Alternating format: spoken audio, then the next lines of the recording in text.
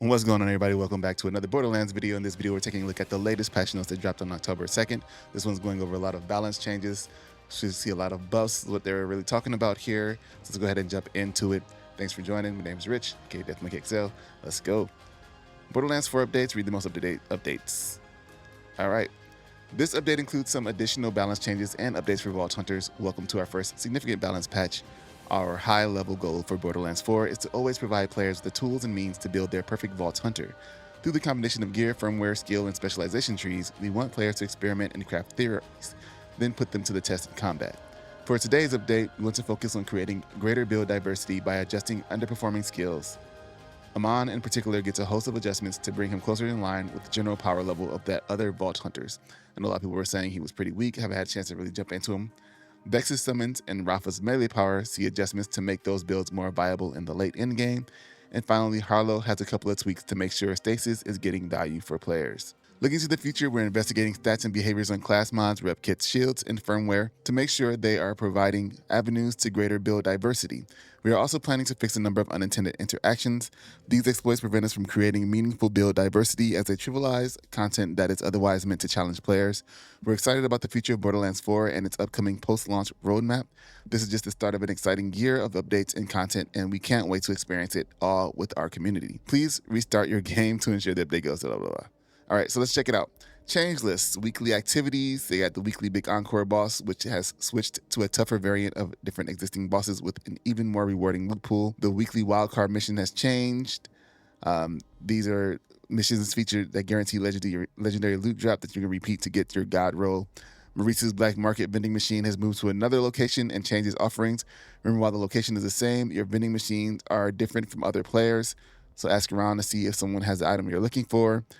Here is the location for the Black Market from October 2nd.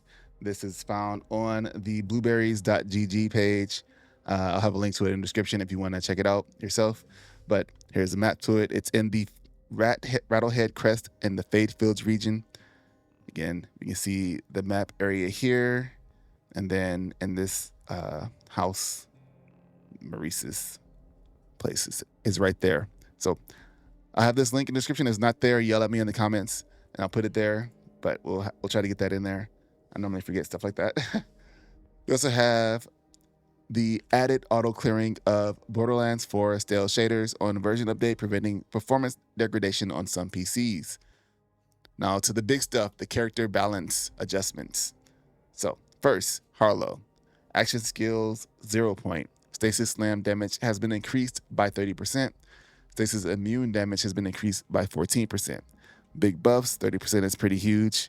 For Rafa, we have action skills, Apophis Lance, increased damage by 10%. Capstone's People Person Project Raiju damage now scales by 12% per second, up from 10. Basilisk damage increased by 15%. Basilisk hazard damage increased by 25%, and Gorgon damage increased by 17%. Some pretty decent numbers there. Passives People Person El Catrin critical hit damage increased to 8% from 7% per point. Bonus shock damage increased to 8% from 7% per point. Per my last message, double damage chance increased to 6% from 5%. Action skills, arc knives, melee attack damage increased by 12%, and dash damage increased by 5%. 12% is pretty huge, especially when you get to those big numbers in the late game. Passives, this year's gimmick. Handshake deal, melee damage increased to 9% from 7%.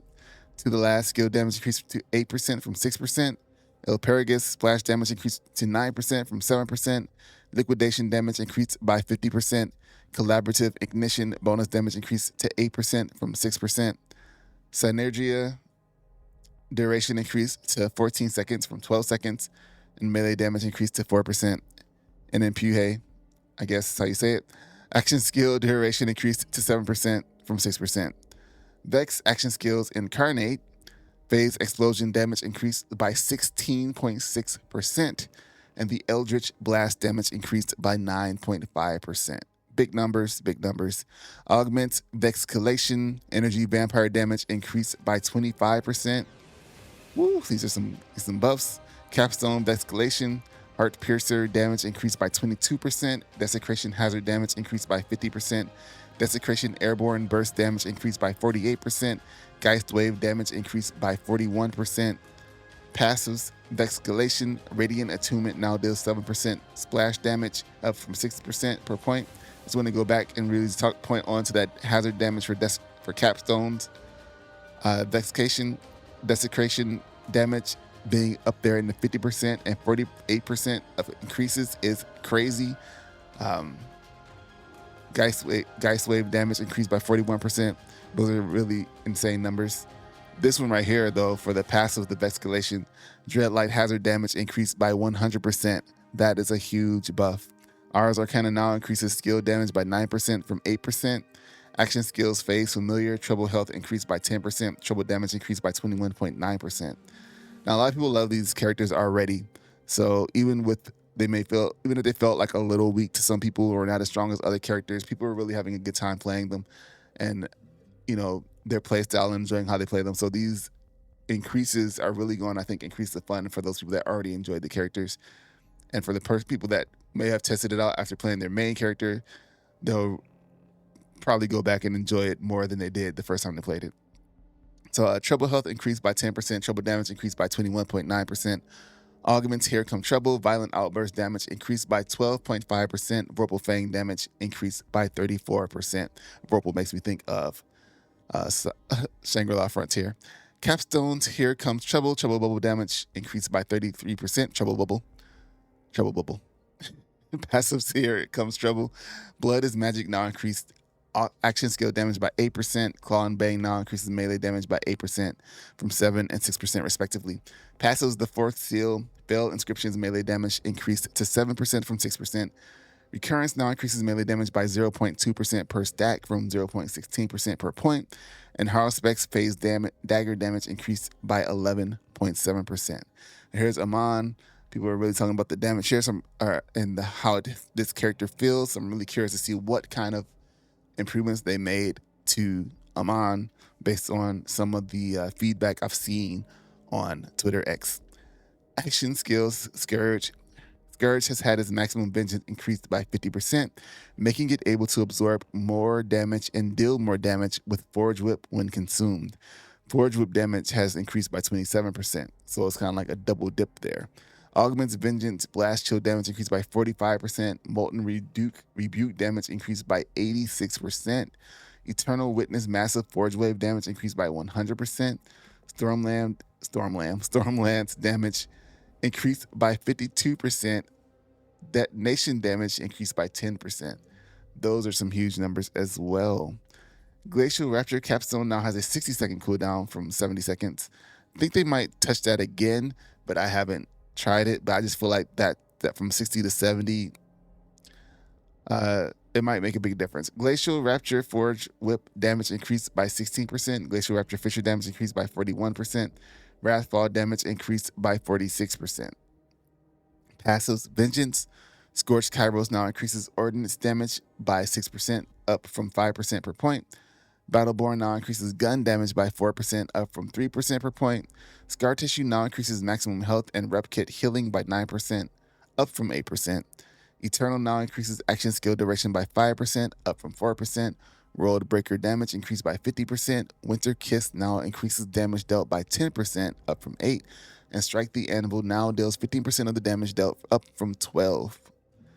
Action skills Crucible, Forge Axe damage increased by 12%, and the double-edged twin Forge Axe damage has been increased by 10%. For the Cybernetics augments, Axe and Stone's action skill cooldown restoration increased by 40%. Action skill Ordnance restoration increased to 40%, both from 33%. Endless War Gun damage taken increased to 20% from 15% per prime stack. Hour of the Hammer, Forge Hammer damage increased by 14%. Blade Tempest Forge Sword damage increased by 13%. And the detonation damage of that was increased by 4%. For the Capstone Cybernetics, Snowmaw damage has been increased by 38%. Storm Surge Impact damage increased by 10%. Storm Surge Force Storm damage increased by 60%. Conflangerang's Capstone's Fire Trail damage increased by 100%. So these are he has a lot of buffs, updates, huge damage coming across. Huge damage, biggest damage we've ever seen.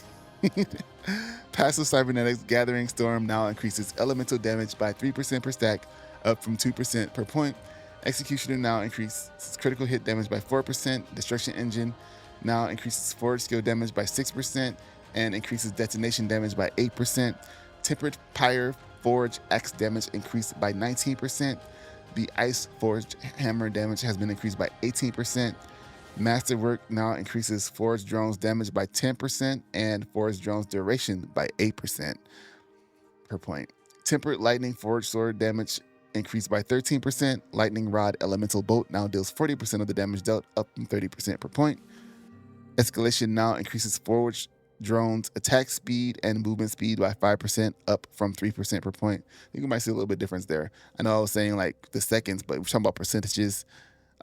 It's a lot different. Hone Point now increases Forged Drones critical hit chance by 5%, up from 4%. Heat Exchange now increases Cryo and Incendiary damage by 8%. Action skills Onslaughter Shield Regeneration increased to 15% per second. Onslaught Rocket Punch damage increased by 78%. Molten Slam now has a 60-second cooldown from 80 seconds. Now that is a big difference in time. 20 seconds is huge. Molten Slam damage increased by 50%. Where Calamity augments, Fellfrost damage increased by 71%. Fulminating Fist damage increased by 69%. Sheesh.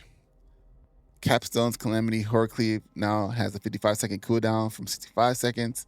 The damage has been increased by 11%. The detonation damage increased by 18%. Molten Royal now has a 70-second cooldown from 80 seconds. Stormcutter now has a 65-second cooldown from 75 seconds. And Stormcutter damage has been increased by 65%, which is crazy. Passive Calamity Heavy Plate now increases maximum shield capacity by 7%, up from 6%. Will the Storm now increases status effect damage and status effect duration by 7% from 6%.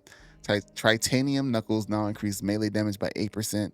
Tritanium Knuckles also increase skill damage by 4%. Harbinger now increases melee damage by 2% per stack. Mortal Flare damage has been increased by 22%. And Judgment now increases melee damage by 10%. Now, what is really interesting here is there have been no bug fixes.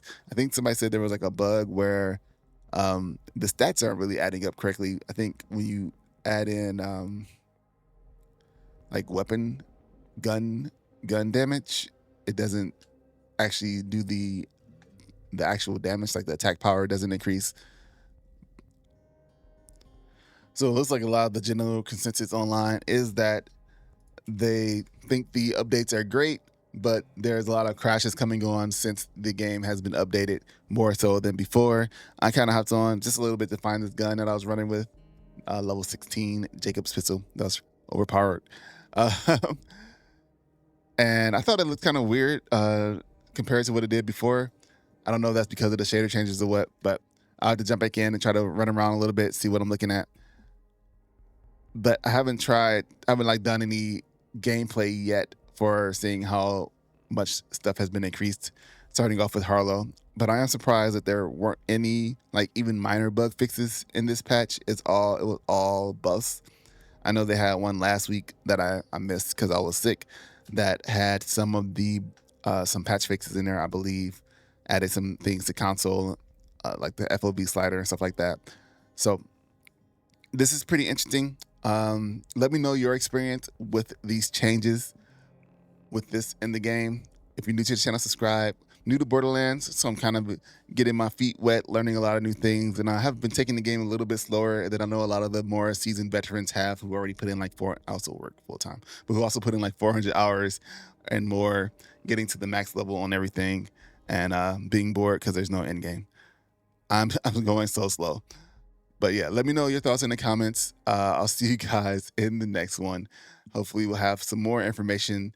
I did want to talk about the upcoming character. I feel like I missed that window. So when it gets closer and they have more information, I'll go over that.